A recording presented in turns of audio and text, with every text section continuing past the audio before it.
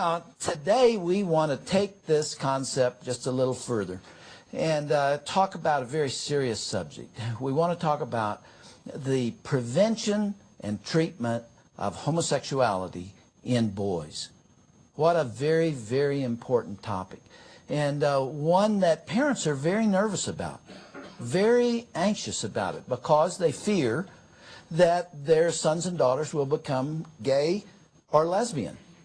And why wouldn't they fear it? Because suddenly those images are everywhere, and very carefully programmed images are presented throughout the culture and done for a purpose. If you watch the sitcoms, you will find that there is an obligatory homosexual character in every one of those programs.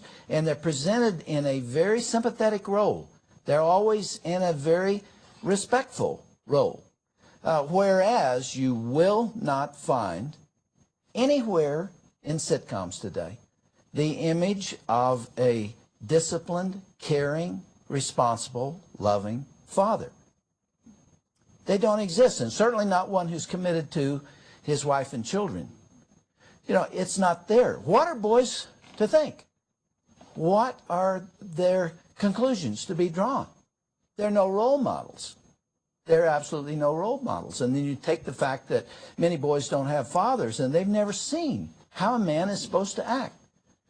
And so they're sitting ducks for this propaganda that's out there, and it's all around. It's not only sitcoms, it's in the movies, you know, out of Hollywood. The most beautiful people imaginable are known to be gay, and it's become not only an acceptable thing for kids to think about, but it's almost attractive to them. And it has a great influence on them. And now, of course, it's in the schools.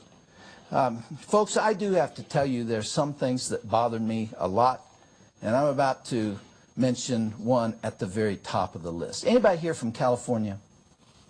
Quite a few. You do realize, of course, that the state legislature in California has mandated that homosexuality, in a very positive way, the same thing I was just talking about, is presented through the curriculum K-12. Do you understand that? That is the most offensive and egregious thing I can think of. Can you imagine 20, 25, 5-year-olds sitting in a circle on the floor with their little hands folded in their laps while their teacher talks to them about adult perverse sexuality? Have we gone completely mad? You know what a stem cell is? A stem cell is a cell, in this case a human cell, that's not differentiated. It can go any direction depending on what environment it's in. If it is ultimately located in the brain, it becomes neural tissue. If it's located someplace else, it becomes bone, or it becomes saliva, or it becomes an eye. A stem cell has the ability to be whatever it is surrounded by in its environment. You get the connection here? Children are the stem cells of culture. If you can capture and hold the minds of young children and then provide the right environment for them, you can grow them into almost anything you want. So I saw a video the other day of children in Afghanistan. They're teaching those little children to be hateful and to kill when they're 6, 7, 8 years of age. Well, they grow up to have terrorist attitudes because they are stem cells. They're malleable. You can do with them what you want. That's why there is such a struggle for the control of the hearts and minds of kids today, because those who want to change the culture know that it's fairly simple to do. You simply get control of what you teach children, what they are led to believe, the rationale that they're given, the ridicule for those who don't fit in and don't see it that way. And that's what's occurring, not only in California now, but in other places. The National Education Association came to California for their annual convention.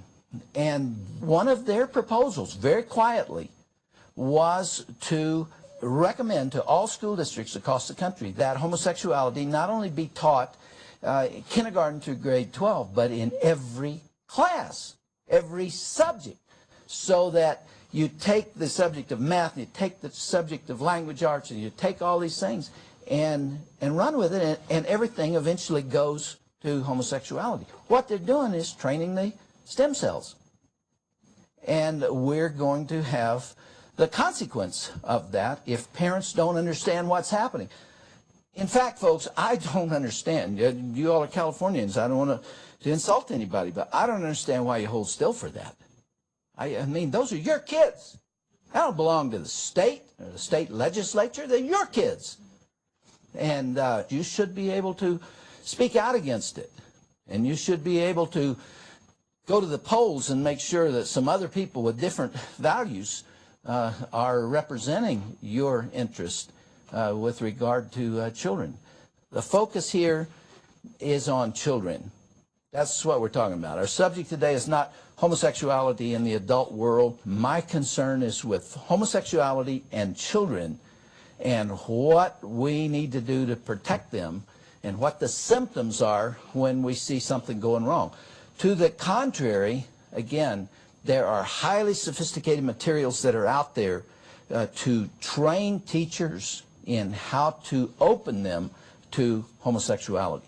Now I'm going to show you a video explaining to teachers how to teach children about this subject.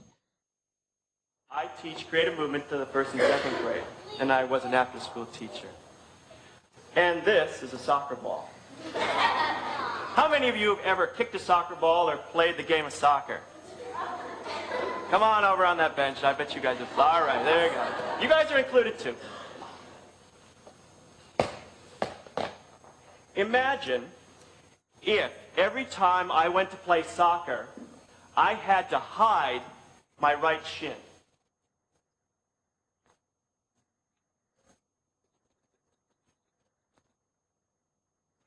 I might hide it like this. And then I try to play soccer.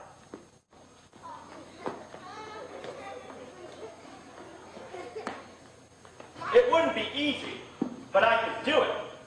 It would take a lot of energy to play soccer and also hide my leg. Well, at CFS, I don't have to hide. So I can play soccer with two legs. Can you see how much better I can play? Yep. At CFS, I can tell the truth that I'm a gay man. And that gives me so much more energy to be a better teacher, to be a better co-worker, and to be a better friend. I'll see you on the soccer pitch.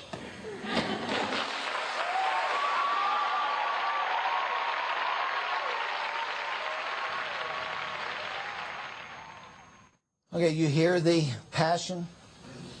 You see where they're trying to take those kids? When the man with the soccer ball leaned over and put something on his leg, did you see him do that? That was the pink triangle, the symbol of homosexuality. And I don't have time to show you other aspects of it, but there was an interchange with the kids where they asked them, what is a family? What does this mean? And began to move them from the traditional family to other images. Now, here is a Xerox of a book that's now being used in California called Jesse's Dream Skirt. Okay, let me just read you a little bit of it. There are and were and always will be boys who wear dresses and skirts and things that whirl, twirl, flow, and glow. One boy named Jesse liked wrapping himself in sheets to make free-flowing dresses. And he goes on to describe how this is his great desire is to dress like a girl.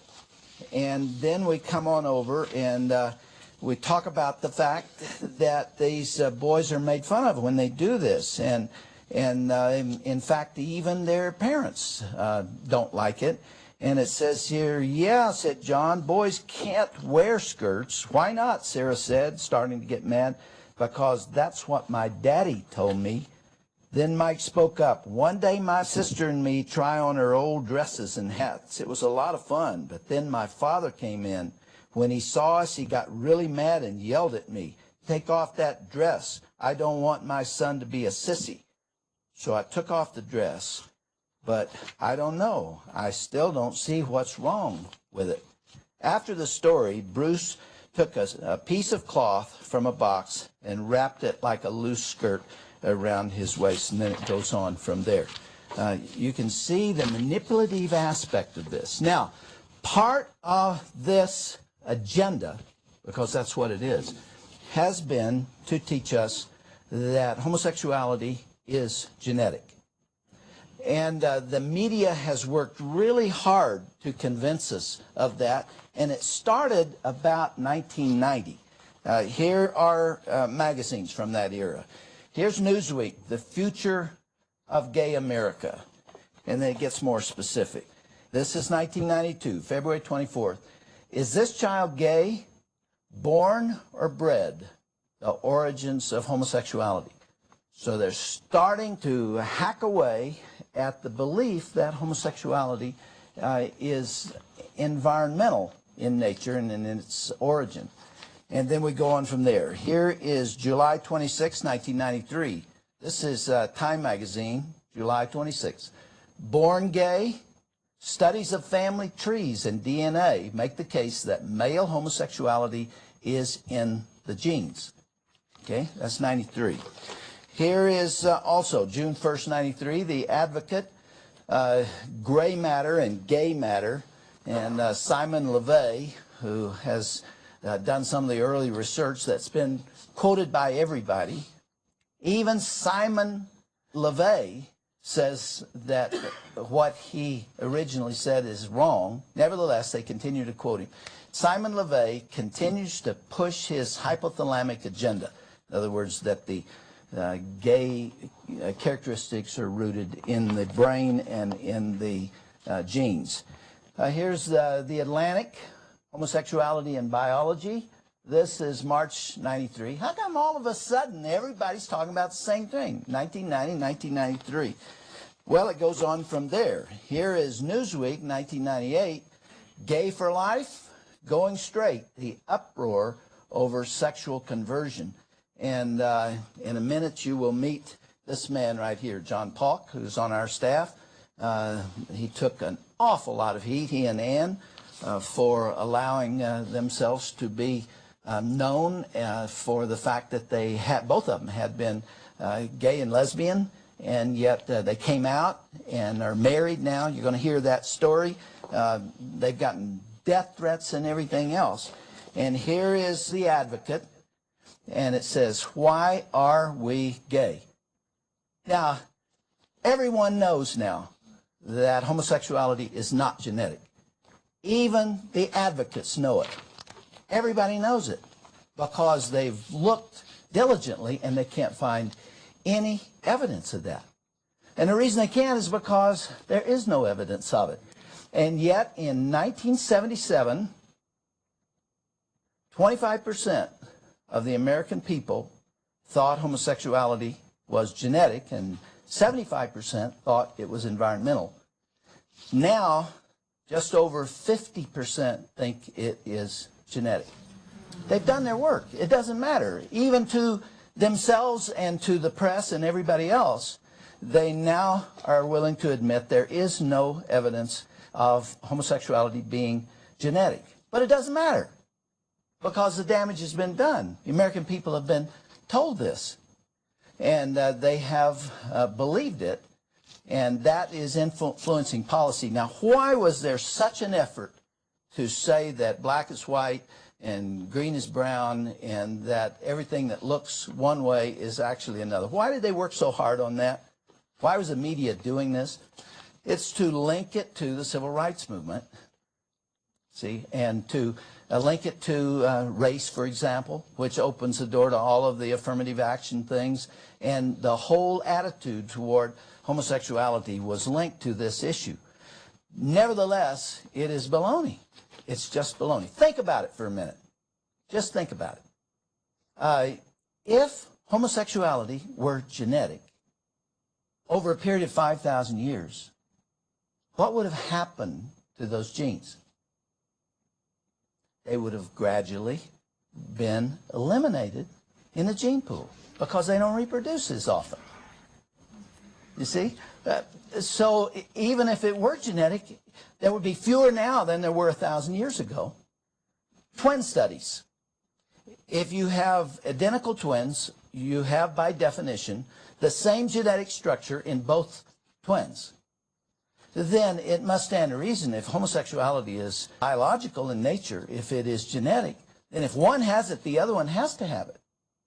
But it is not that way. Only about 50% are, which is explained through environmental factors.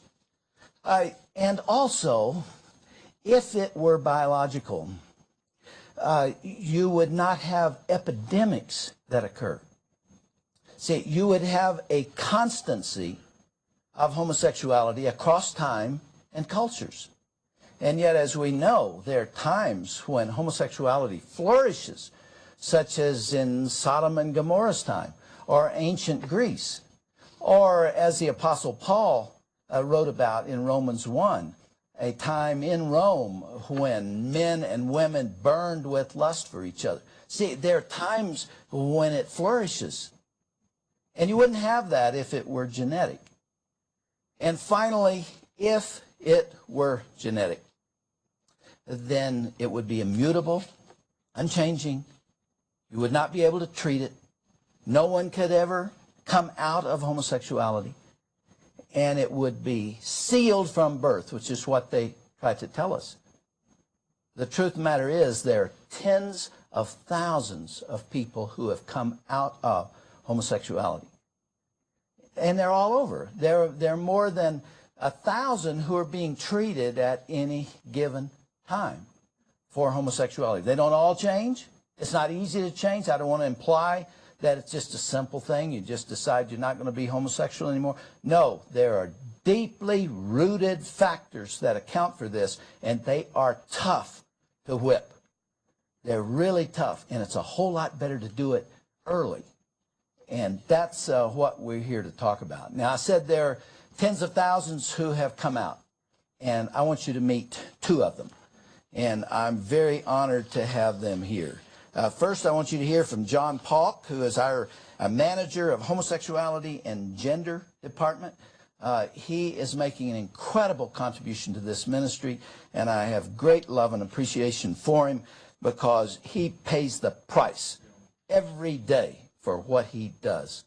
He's got the courage to do it, and I want to tell you, there are very, very few who have come out of homosexuality who are willing to talk about it because they just get massacred in the media. I mean, you saw the Newsweek, you saw what they do, but John Paulk has been willing to take the heat. The other is J. Michael Haley, who is the youth and gender analyst. He is also on our staff and is doing a wonderful job. Both these guys they're heroes to me.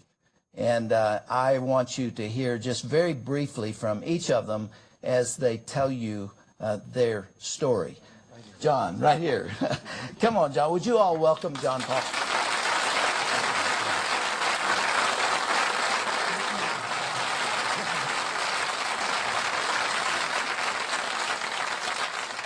Well, thank you. It's a real honor to be here and speak to you today. And I wish that we were talking about a more pleasant subject.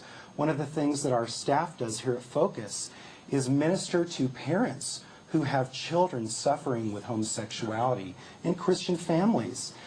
Just as a matter of fact, just this morning as I arrived at work, I found out that a woman who came to assist us on our staff because she was very concerned about her first cousin's lesbianism. She came to learn about homosexuality so she could take the message of hope to her cousin. We found out just today that her cousin took her life yesterday at the age of 23. This is very serious, especially when you grow up in a Christian family, the conflict that arises within you. And so it is something that we do need to talk about. I'm so glad that the Ministry of Focus on the Family is actually one of the very few Christian organizations that have the courage to deal with this. Many of us just want to bury our heads in the sand and not deal with it. But what I want to do in the next few minutes is just tell you a little bit about my story. Because what really motivates me today to keep talking about this after 15 years is children.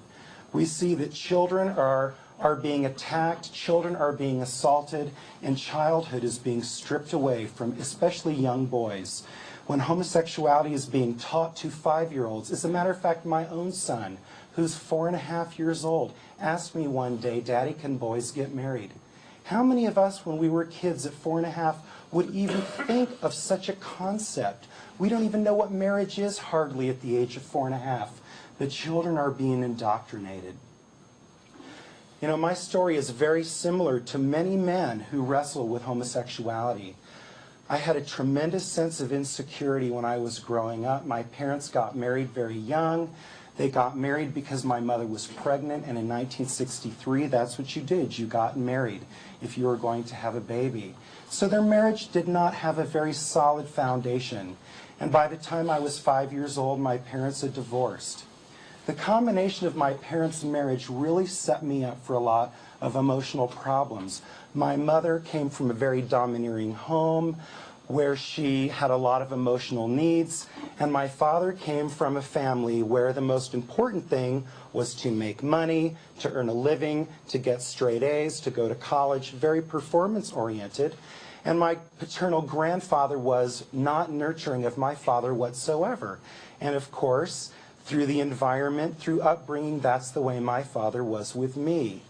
He was very cold, he was very distant, and very quickly my father saw characteristics in me of sensitivity, of creativity. I was artistic, I was very intuitive, I was easily hurt, and that was very different from who my father was. It's interesting, you know, I think men are pretty narcissistic.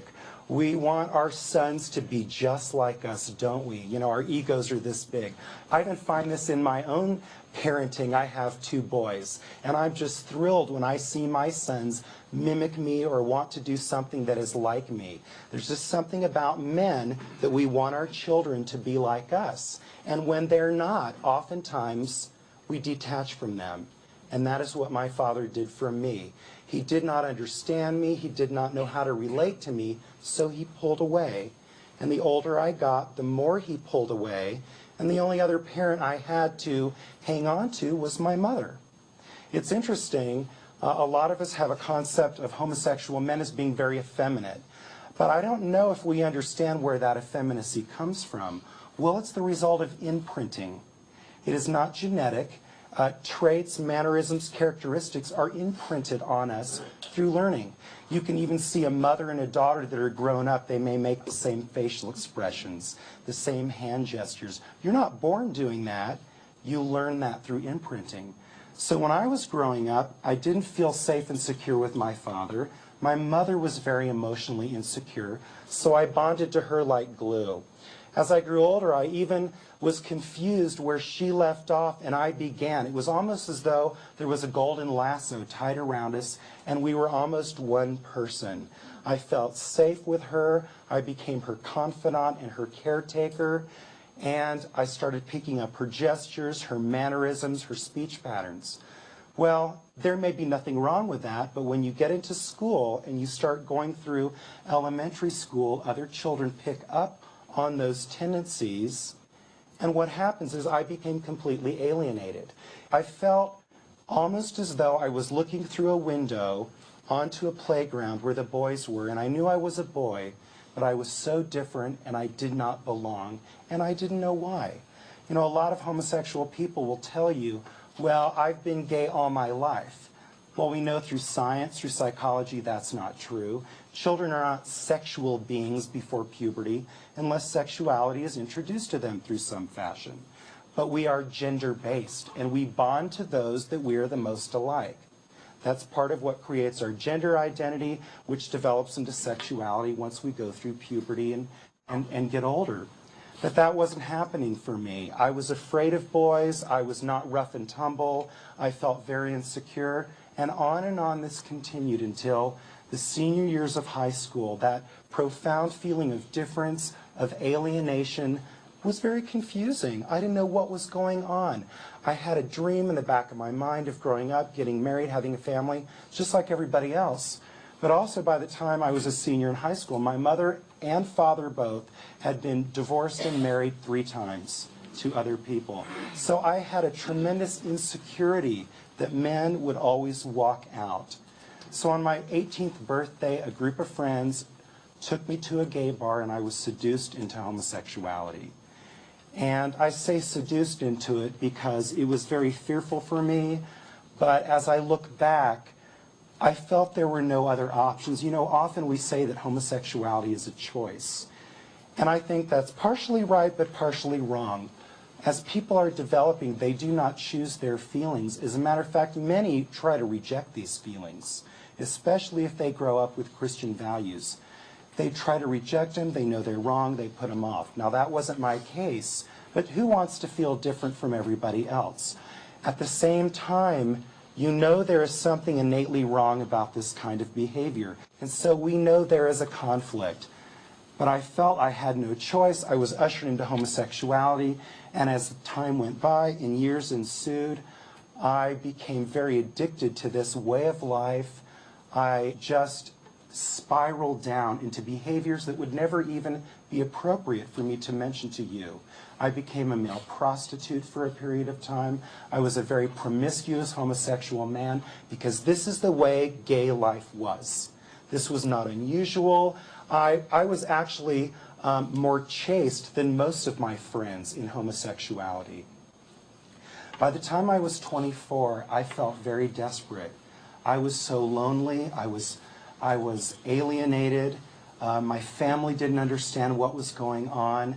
I would come home from these bars. I would basically cry myself to sleep, and the cry of my heart was, isn't there some man who won't walk out on me? All these 24 years of feeling rejected by men, of feeling lonely, of feeling alienated. I had a tremendous fear of straight men, always feeling less than. And so when we look at homosexuals, we have to have compassion. You know, I think we get repelled by the expression of their behavior when we see it on TV. But underneath that manifestation is a profound sense of hurt, of loneliness, of alienation, of feeling different, of feeling isolated. Really, homosexuality is very easily explained. And it has so much to do with the gender identity development that is arrested, that doesn't take place. I tried to take my life when I was 24, not because I wanted to die, but I wanted to be rescued. I wanted someone to reach into my life and change it and make it better. And it was at this time when a couple befriended me as I was going to college, and we developed a long-term relationship, and one thing led to another, and Christ was introduced to me. I moved from my home in Ohio all the way to California, this was in 1987, to find help to come out of this. And as the years went by and I began a very difficult struggle out of homosexuality with all these feelings, clearly understanding at this point that I was not born or made this way, that sometimes I would be so tempted to go back to homosexuality. The only thing that would keep me from it was that I knew beyond the shadow of a doubt that the Bible was true. I just knew it was true. No matter what my feelings told me, my feelings were wrong and they lied to me. But God would never lie. And I knew if I just hung on and worked through this pain, that things would change. Well, they did. And that's the good news. Slowly, things were changing. I was becoming a whole man. I was befriended by many of the men in our church. I was feeling as a whole person. And finally, when I would look at women, I didn't feel like I was one of them, but I felt different from them. It was this wall that was between us that I wanted to break through. And, You know, I have the unique opportunity of going through puberty at the age of 29. And it was very strange doing it the second time, I assure you. Remember those feelings the first time you kissed the opposite sex or held hands on your first date? That feeling of electricity that went through you? That's what I felt as a 29-year-old man. And you know, I had so many experiences in homosexuality and sexual ones and emotional ones. But when I met the woman who I fell in love with, who would become my wife, just holding her hand felt like nothing I had ever experienced in homosexuality. And it felt right, and for the first time in my life, I felt normal.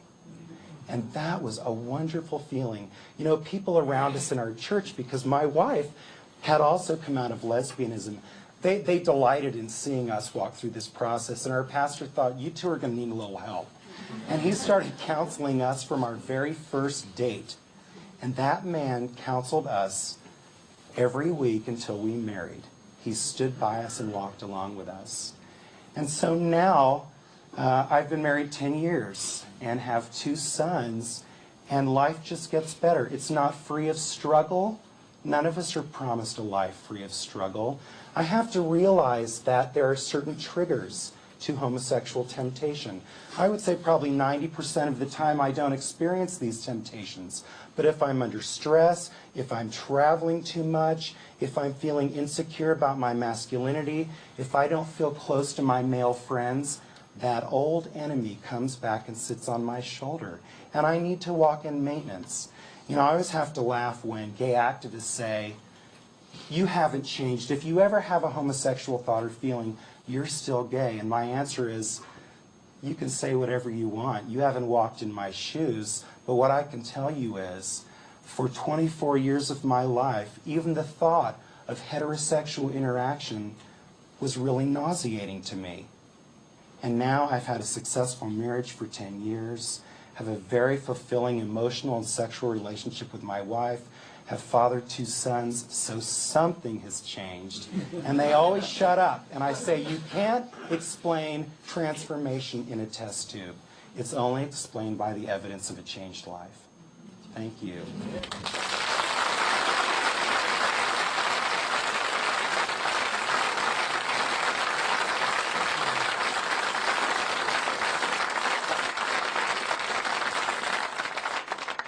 I, too, would love to be talking to you today about the wonders. And I know that as individuals like John Polk and myself and the many others that we know that are out there begin to share the story of the power of Christ in our lives and how He's brought us out of very negative situations and made our lives something purposeful, it gives people hope, it gives parents hope, and it gives those that struggle with homosexuality hope. I was born in Southern California, and I, unlike John, was raised in a very Christian home. Another thing that's very important to understand about my upbringing is that I have 2 older sisters that are 10 and 12 years older than myself. So you can imagine what my father, that owns sporting goods stores in the Southern California area, had in store for his only son. I was going to be the best football player, the best baseball player, the best basketball player, the best soccer player. I was going to be the best everything that my father could possibly make me. One of the problems is that I didn't have many of those same interests that my father desired for me. I remember specifically at the age of 9 being on a hunting trip with my father. This should have been a time where I was accepted and ushered into the realm of masculinity. I remember being on that trip. Specifically, I hit a bird down in the middle of the field. We were surrounded by 15 or 20 other men. I went over to pick that bird up, and knowing that it needed to go in my bag behind me, it was still alive, that I had to kill it. So I attempted to step on its head, and from across the field, my father would yell things like, "Just pick it up and wring its neck, you sissy." And so those were times of what masculinity were represented for me. I had no desire to be like my father. I had no desire to hang out with other men. I was verbally ridiculed. My father would call me Michelle or refer to me as his 3rd daughter, thinking that ultimately that would make me tough, that would push me into the realm of masculinity. Instead, what it did, it caused me to fear masculinity, and I became what most of you would know as a mommy's boy. I retreated back to the safety of hanging out with my mother and my 2 sisters, and that was what was comfortable for me. At the age of 11, there was a man that began to pay a lot of attention to me. It was wonderful. Since I grew up in Southern California, he took me to Disneyland, he took me to the latest movies, he taught me how to surf. It was an incredible relationship. He reaffirmed who I was. But the problem was, at the age of 11, that attention turned sexual. So from the age of 11 to the age of 18, I was a victim of sexual abuse. And I can say that to you today because I know that no 26, 27, 28-year-old man should have been doing what he was doing with me at the age of 11 and 12 and 13, but it didn't feel like abuse.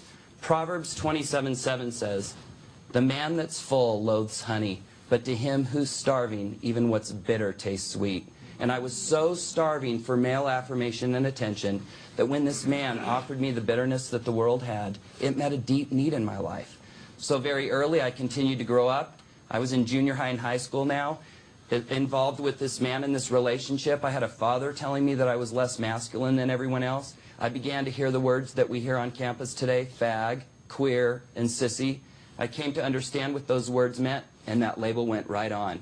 And I lived from a very early age as an identified gay individual. From the age of 16, I remember calling myself gay and referring to myself in my own mind as a gay man. I invested in the homosexual community from that age because I realized this is where I found my security. This is where I found my identity. So growing up in Southern California, it was very easy for me to invest in the homosexual community. I lived in that community for 12 years. Also, going to church. But the problem was the church that I was attending did not speak about how men and women walked out of homosexuality. I would hear the testimonies of drug addicts. I would hear the testimonies of alcoholics. I would hear the testimonies of adulterers, but never did I hear the testimony of a man or woman that had walked away from homosexuality through the power of Jesus Christ. My church didn't talk much about the issue. So what happened in my mind when I was sitting in the pews is, well, this church doesn't care about my issue. God doesn't care about this issue, so why should I stay involved? I instead found the homosexual community was completely embracing, and when I walked into those gay bars and was around those gay individuals, I felt like I had purpose, that I finally had hope, and that I finally had a group of people that understood what I was feeling and who I was. So as I said, I completely invested in the homosexual community for 12 years. And homosexual men, as all men, whether you're heterosexual or homosexual, are focused visually.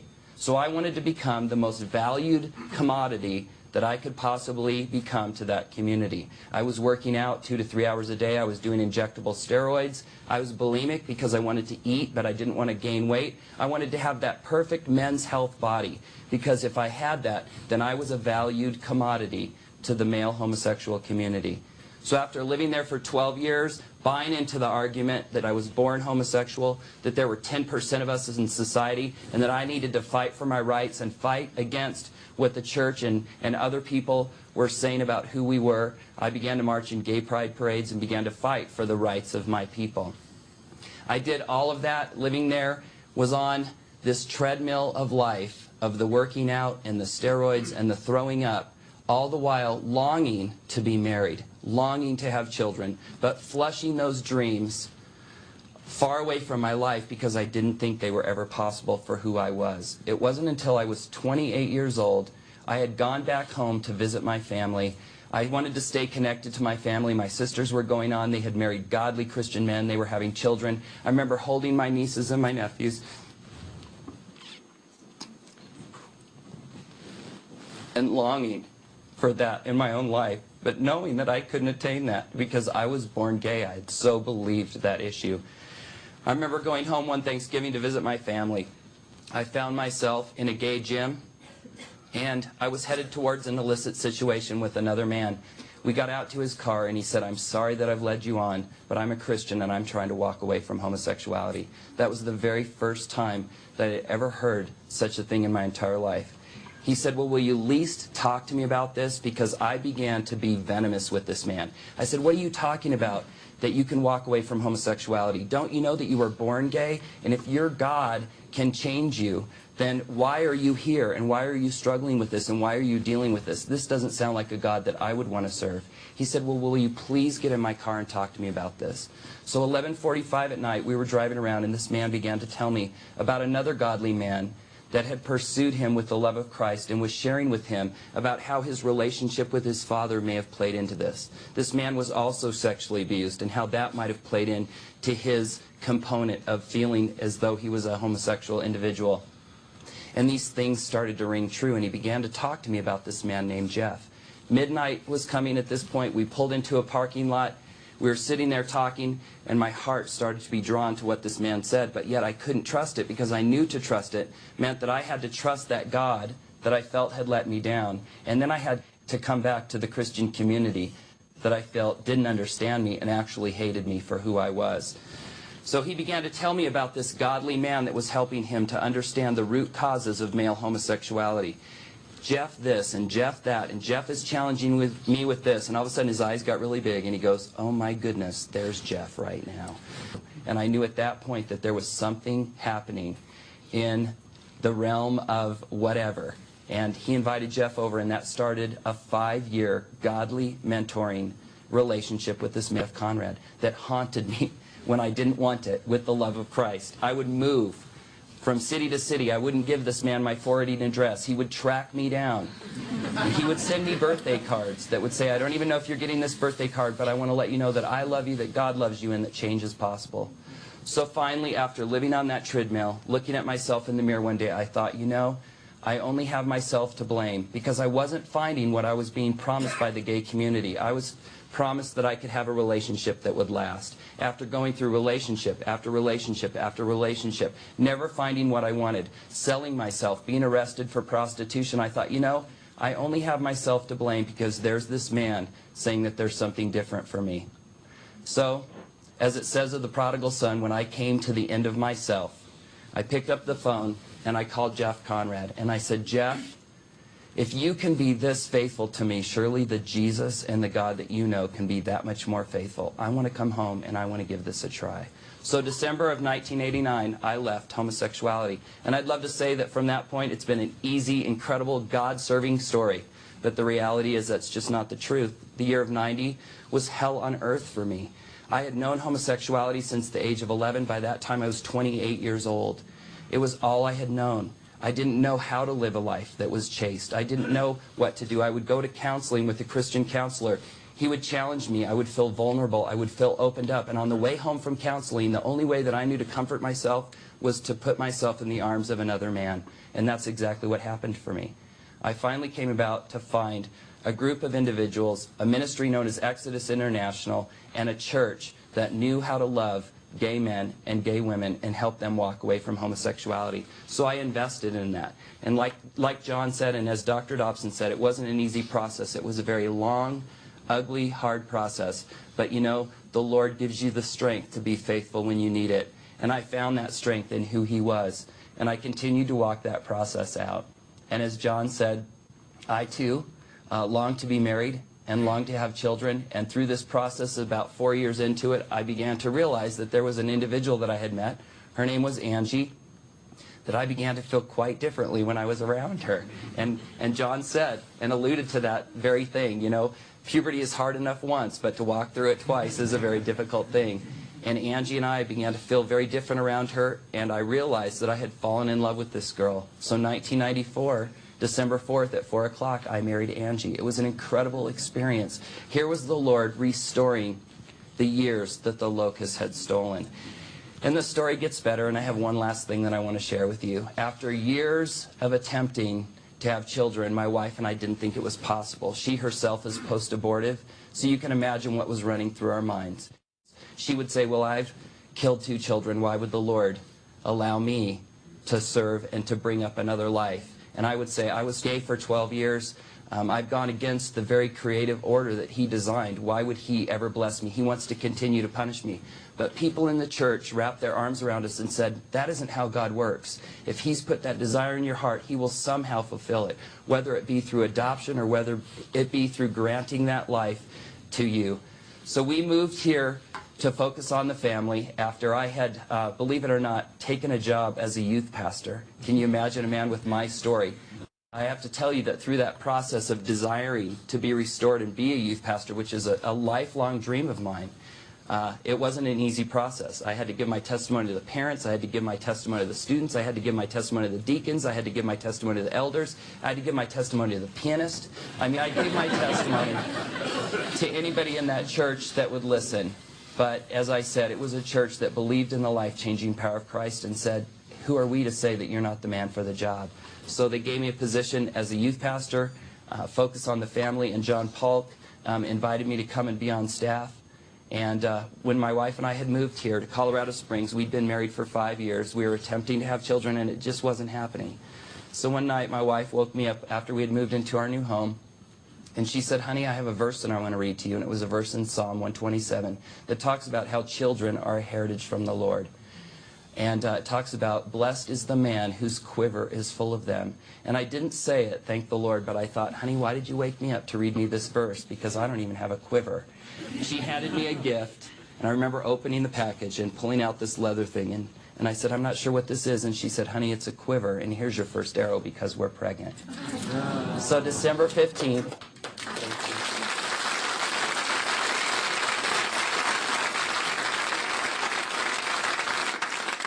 So December 15th, 1999 at 9:39 in the morning, but who's counting? My son, Bennett Michael, was born. And Bennett means little blessed one, and it's also the last name of my brother-in-law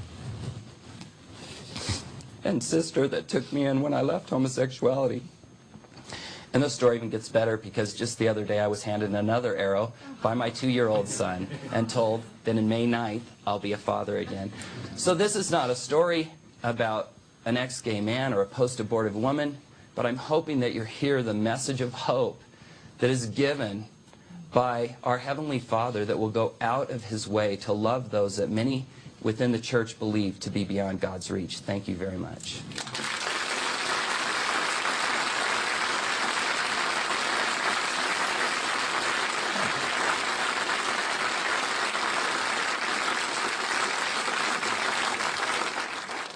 I've heard those stories before and those accounts, and I know these men, but it touches me every time because it offers hope to so many. You know, I think, you have to pardon me, within Christendom we have had a tendency to be angry at homosexuals. And it is true that the agenda that they want to impose on the culture and on Christianity is wrong, and we have to oppose that. But in every one of those cases, there's a hurting individual, gay or lesbian. There's a hurting individual who has a story to tell like this. Unfortunately, most of those were not accompanied by the kind of loving witness that these two men heard. Thank you, gentlemen. And would you all...